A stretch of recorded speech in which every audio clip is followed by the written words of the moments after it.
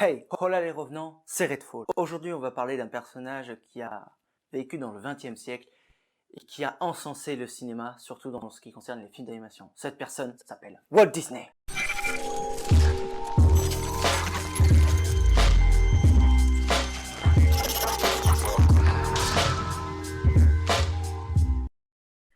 Walt Disney, pour ceux qui auraient vécu dans une cave pendant leur enfance avec comme seul ami une chaise et une peluche, qui est-ce? Walt Disney, ou Walter Elias Disney de son vrai nom, fut, attention tenez-vous bien, producteur, réalisateur, scénariste, acteur, animateur et créateur de dessins animés. Mais il n'est pas devenu célèbre en un coup, il a dû affronter plusieurs péripéties allant de la petite grève à la grosse dépression. Et c'est là où ça devient intéressant. Après la Seconde Guerre mondiale, où il y est allé, Walt Disney avait deux choix qui s'offraient à lui. Soit il travaillait dans une confiserie où son père était copropriétaire, soit partir à Kansas City pour travailler dans un petit journal local.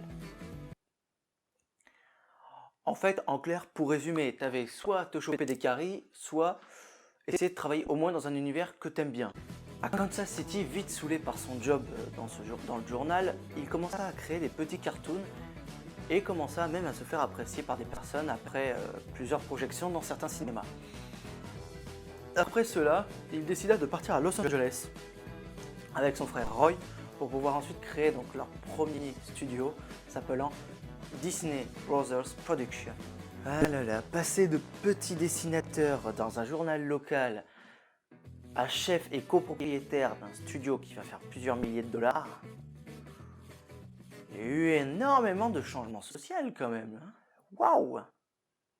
Ça arriverait jamais maintenant. Je vois pas un mec genre pâtissier devenir tout d'un coup le représentant par exemple d'Apple, ou de Samsung, ou de Sony, ou de Coca. Si, il peut peut-être devenir le pâtissier de France. Mais bon, entre pâtissier de France et Apple, t'as un fruit de différence. Je vais mourir pour cette blague. Là-bas et maintenant installés, ils décidèrent de chercher un personnage de cartoon qui pourrait représenter un petit peu leur univers. Et un univers qui pourrait faire rire les gens. Alors après plusieurs décisions, plusieurs dessins et plusieurs croquis, ils sont tombés d'accord sur un personnage, un lapin, s'appelant Oswald, le lapin chanson. Même si ce n'est qu'un lapin, ils commencèrent à avoir de la puissance grâce à ce personnage et à avoir une popularité qui augmente de jour en jour. Mais ils n'ont pas du tout prévu un petit peu les lois des cartoons, ou plutôt les droits d'auteur. Petite explication de ce gros coup de cul. Walt et Walt Disney ont donc créé Oswald, mais l'ont laissé un petit peu, entre guillemets, en accès libre, c'est-à-dire que les gens pouvaient l'utiliser. Il n'y avait pas de droit d'auteur dessus, de droit d'accès si vous voulez. Et donc un de leurs employés, qui est parti vers la concurrence, le savait un peu. Et il n'est pas très con, il a donc dit aux concurrents.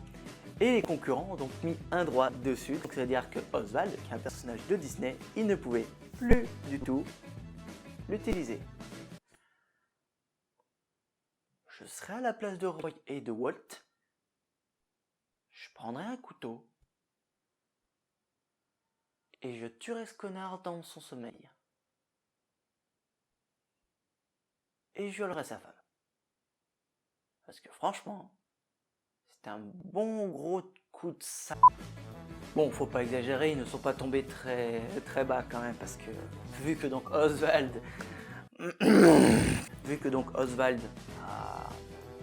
était donc à la concurrence, ils ont donc essayé de recréer un nouveau personnage. Et cette fois, ils sont pas partis sur un personnage genre Lapinou tout gentil, ils sont partis sur une souris. La souris, pour ceux qui ne sauraient pas, devait s'appeler au départ Mortimer Mouse, dont Walt Disney voulait donner ce prénom. Mais heureusement que Liliane, sa femme, était là et lui a bien fait comprendre que c'était un prénom de merde. Bien de merde. Imagine, tu aurais le choix entre Mickey et Mortimer. Tu préfères quoi, franchement? Imagine que c'est ton fils là à qui tu donnes. Tu préfères l'appeler quoi? Mortimer? Donc voilà, ils ont donc créé la souris Mickey Mouse.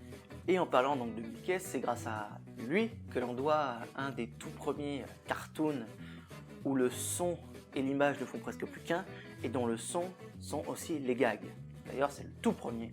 Il s'appelle Steamboat Willie.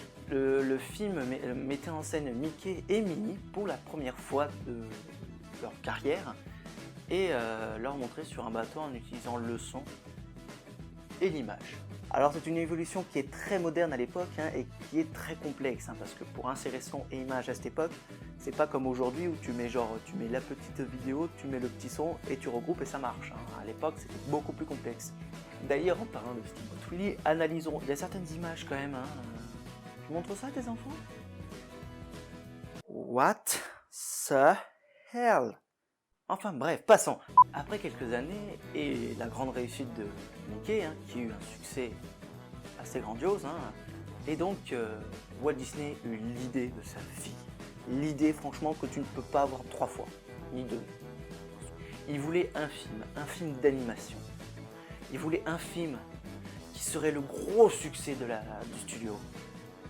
Ce film serait tiré et adapté d'un conte des frères Grimm s'appelant Blanche-Neige et les 7 nains. Bonjour, excusez-moi de poser mes grosses couilles sur la table, je voudrais qu'on crée un film qui va être le plus gros succès de l'année. Ok? Est-ce que vous êtes d'accord? Je m'en bats les couilles, je suis chef. Pour beaucoup de journaux de l'époque, Walt Disney avait créé sa folie en lui-même. Ce film a quand même changé 6 fois de budget quand même. J'aurais été à la place de Roy, qui d'ailleurs s'occupait un petit peu du budget du studio. J'aurais pris Walt, j'aurais fait un aller-retour dans sa face, j'aurais pris sa peluche Mickey, je lui aurais mis sur la gueule et je lui aurais dit non. Non, pas de film aussi cher. Je m'en bats les couilles. Bon, malheureusement pour lui, Roy ne tient pas trop tête à Walt et donc il a continué à créer ce film.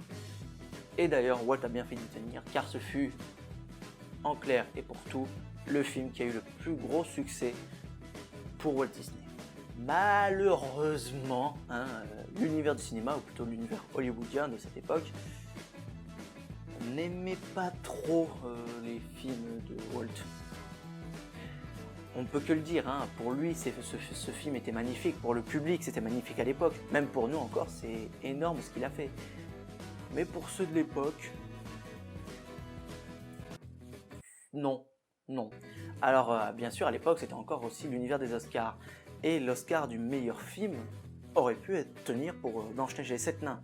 Blanche-Neige et les 7 nains a été la grosse réussite quand même de l'époque. Mais les jurys l'ont même pas mis dans les dénominations pour l'Oscar du meilleur film. Et Walt gagna donc un prix spécial pour son travail acharné. Ah là là, intérieurement je crois qu'il était mort. Mais bien mort. En plus j'essaie de m'imaginer comment réagit le jury quand on leur a proposé ça. Quoi? Walt Disney dans les meilleurs films?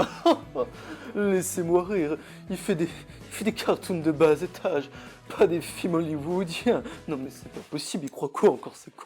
Non mais oh, je rêve. À la suite de ce succès, il a eu 3 projets de films. Fantasia, qui mélangeait films d'animation et chansons classiques, et qui d'ailleurs détruisait la préhistoire à bon gros coup de poing. Pinocchio, qui est un film d'animation sur l'appartenance à l'homme, et où quand tu mentais, ton nez pouvait s'allonger et tu pouvais peut-être potentiellement te transformer en âne. Ouais, la drogue était en vente libre à cette époque et... Ouais, je pense que chez eux, il y avait tout un distributeur, rempli tous les jours, et vidé tous les soirs. Et le dernier qui était Bambi, un film d'animation sur l'évolution de l'enfance à l'adulte par l'image d'un animal, et ici le cerf. Ah là là, qu'est-ce que ce film a traumatisé des générations, rien qu'avec cette scène.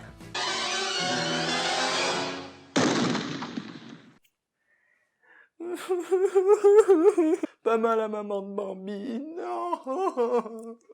Ah, excusez-moi la nostalgie.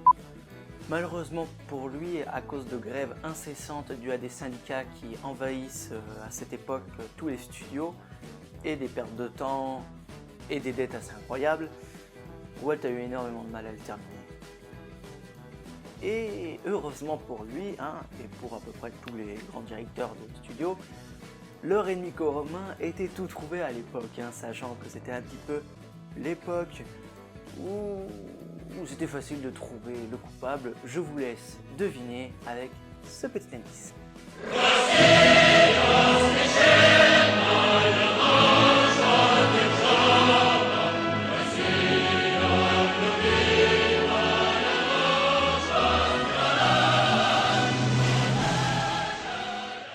Dumbo, Walt a dû ralentir et a dû passer à des films un peu plus babutchés.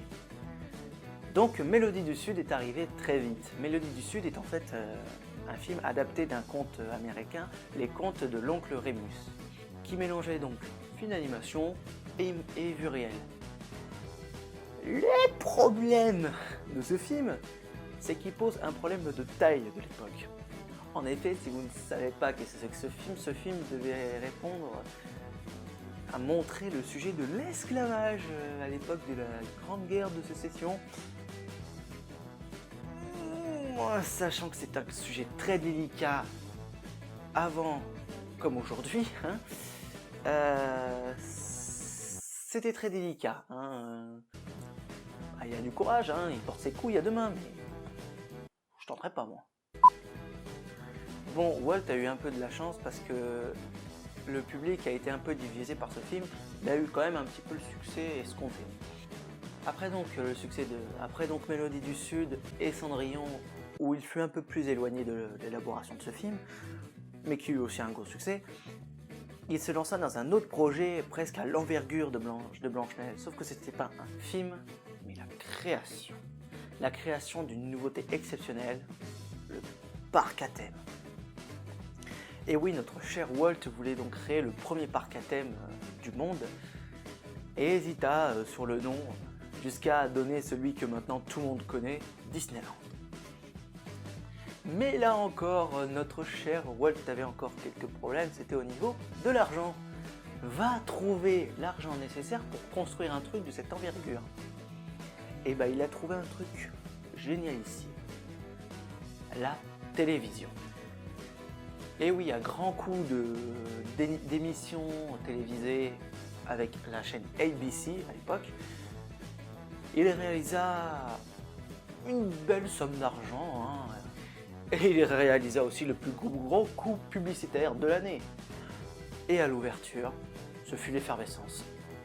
Et ça a tellement réussi que quelques années après, il tenta de créer Disney World, un parc plus grand, plus féroce, plus moderne, plus futuriste. Mais avant le projet donc de Disney World, il eut un dernier film qu'il voulait absolument réaliser et qui fut d'ailleurs de taille. Mary Poppins. Le projet de ce film devait l'amener à gagner un des Oscars qu'il n'avait pas encore gagné et qui convoitait depuis le début de sa carrière, l'Oscar du meilleur film. À sa sortie en 1964, son succès était quand même de taille et a réussi à rivaliser avec de nombreux films de l'époque.